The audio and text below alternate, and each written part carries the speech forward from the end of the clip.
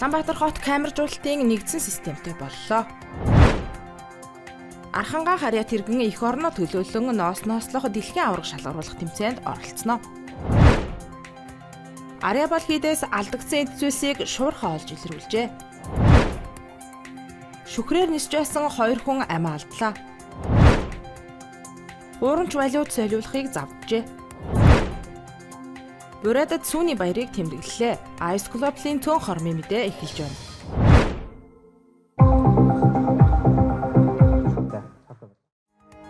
Улаанбаатар хот камержуулалтын нэгдсэн системтэй боллоо. Тодруулбал нийслэлийн хэмжээнд 176 уулзвар гарц авто замыг иж бүрэн камержуулсан. Одоо үүнийг ашиглан замын хөдөлгөөний дүрмийн 10 төрлийн зөрчлийг хиймэл оюун ухаанд суурилсан систем ашиглан илрүүлэх юм а.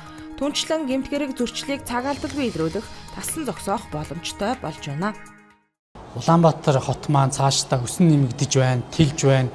Ингээд Улаанбаатар хотыг аюулгүй орчин болгох, за дээрэс нь Улаанбаатар хотыг бүтээмжтэй болгох, Улаанбаатар хотыг одоо смарт болгох энэ ажлын одоо эхлэл том одоо цэг болж байгаамаа. Яг одоо бол замын хөдөлгөөний удирдлагын төвдөө 2606 камераар 10 төрлийн зөрчлийг илрүүлээд иргэд олон нийтэд мессеж хэлбэрээр хүргээд эхэлсэн байж байгаа. За ингэснээр бид нэр замын хөдөлгөөнд оролцож байгаа бүх тээврийн хэрэгслийн бодит цагийн өгөгдөл дата мэдээллийг авж байгаа.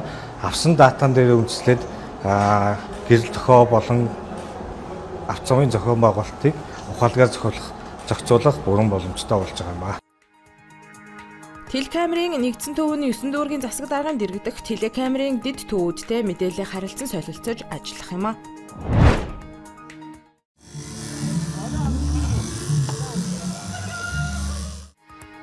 Архангай аймгийн Хотон цумын харьяат баасанд орж эх орноо төлөөлөн 2026 оны дэлхийн аварга шалгаруулах тэмцээнд оролцохоор боллоо. Тодруулбал дэлхийн улс орнуудад 1961 оноос хойш зохион байгуулж буй Алтан хаач хон нослох тэмцээнийг манай улс эх орондоо анх удаа хийлээ. Нийт малын сүргийнх нь 50% нь хонь байгаа байхгүй юу? Гэтэл бид нар өнөөдөр гар хайчаараа өдөрт 20-30 50% яргаж байгаа. Гэтэл дэлхийд мэрэгсэн хонь яргаш гэдэг мэрэгжил гараад өдөрт нэг хүн 750% яргаж байгаа байхгүй юу? Тэгээ бид нар ингээ яагаад бид нар энийг хийдэг юм бэ гэхээр энийг нөө зөв сурах шаардлагатай юм байлаа. Тэгээ бид нар энэ сургалтыг 2022 Монголд анх удаа энэ мэрэгсэн багш нарыг авчирч хийгээд өнөөдөр Монголын анхны сурсан залуучууд өдөрт 250-аас 400 хонь яргаад дөрүүлээ нийлээд өдөрт 1000 хонь яргадаг юм явуул баг болоо явж байна. Цахилгаан ачаар одоо цагт нэг дунджаар одоо 20 он яргадаг бай.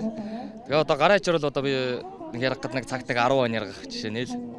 Тэгээ гараачнаас бол одоо 2-оос 3 дахин илүү үр бүтээлтэй.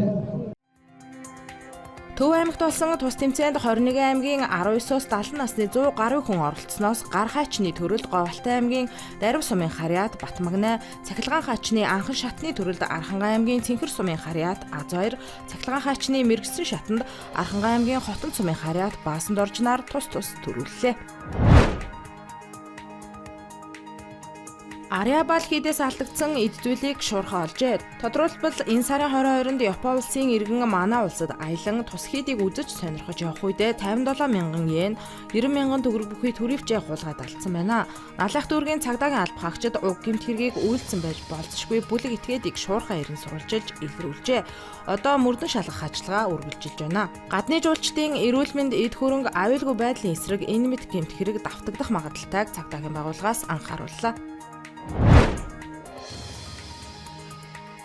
Шүхрээр бууж байсан Монгол Солонгосын 2 иргэн амиа алджээ. Тодруулбал нийслэлийн Баянзүрх дүүргийн 11-р хороо Ургах наран хорооллын урд байрлах уулнаас Монгол улсын иргэн бүгд найрамдах Солонгос улсын иргэнийг авч шүхрээр нисэх явцдаа осолдож амнасаа алдцгаажээ. Уг хэрэг өнгөрсөн амралтын өдөр цагдаагийн байгууллагад бүртгэгдсэн байна. Шалгалтаар тэдгээр хүмүүс шүхрээр нисэх явцдаа унаж нас орсон нөхцөл байдал тогтоогджээ. Хуурамч валют солиулахыг завжээ. Тодруулбал Баянзүрх дүүрэг Тэнгэр Плаза худалдааны төвийн хаан макны салбарт 33 настай эмэгтэй энэ гэгч хуурамч 45,000 тенге 200 евро солиулахыг завдсан байна. Эрүүгийн хуулийн тусгай ангийн 18-ын 7 дугаар зүйлд мөнгөн тэмдэгт үнэт цаас төлбөр тооцооны хэрэгсэл хуурамчаар бэлтгэх ашигласан бол 2 жилээс 8 жил хүртэл хугацаагаар хорих ял шийтгэнэ гэж заажээ. Иймд хүмүүс мөнгөн тэмдэгтийн нууцлалыг шалгаж байхыг цагдаагийн байгууллагаас зөвлөж байна.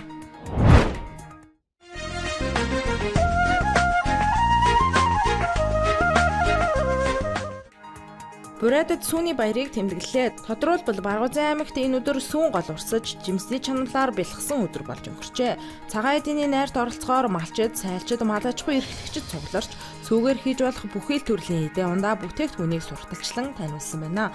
Түүнчлэн олон төрлийн тэмцээн уралдаан зохион байгуулснаас хойноослох тэмцээнийг хийжээ.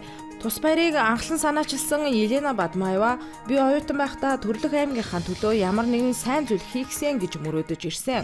Тухайн үед харилцаа холбооч үгүй мөн төгрөгчгүй байлаа. Харин одоо 3 дахь удаага сүүний баяраа тэмдэглэж байна. Мөн энэ баяр хүрээгээ тэлж алс холоос Москвагаас нутаг нэгтнүүд маань ирж оролцдог болжээ хэмээн ярьжээ. Баргуузан аймаг нь 12,000 орчим өвгөртэйгээс 4,500 хээлтэгч мал байна. Ice Globe-ийн цөөн хормын мэдээ байла. Ажлын амжилт хүсье.